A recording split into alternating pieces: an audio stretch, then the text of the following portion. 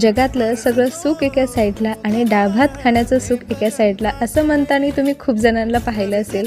पण खरंच सांगते, डाळ भात खाण्यात जी मजा आहे ना, बाहेरचे तुम्ही कितीही पदार्थ खा, डाळ भात खाल्लं की मनाला वेगळंच समाधान मिळतं. त्यासाठी इथं ना मी आज काय केलं आहे ना, अर्धी वाटी तुरीची डाळ, अर्धी वाटी मुगाची डाळ आहे ना स्वच्छ पाण्याने धुवून कुकरमध्ये शिजण्यासाठी घातलेले आहेत. याच्या मी 3 शिट्ट्या करून घेत आहे.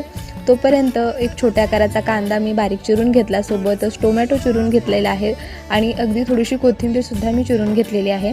आता आपली डाळसुद्धा व्यवस्थित अशी शिजलेली आहे. या पद्धतीने जर तुम्ही डाळ बनवली ना, तर तुम्ही नेहमी या पद्धतीने बनवाल, एवढी ही भारी लागते.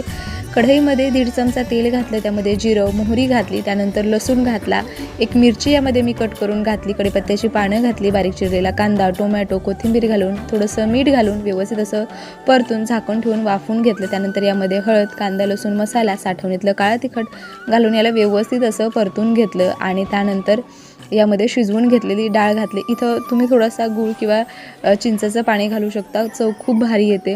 बघा, या पद्धतीने डाळ एकदा जरूर बनवा, तुम्हाला खूप जास्त आवडेल. चपाती, भाकरी, भातासोबत तुम्ही खाऊ शकता. इंद्रायणी भातासोबत ही डाळ खूप भारी लागते, त्यामुळे जरूर रेसिपी ट्राय करा. मी भेटते पुन्हा अशाच एखाद्या रेसिपीमध्ये. तोपर्यंत बाय बाय.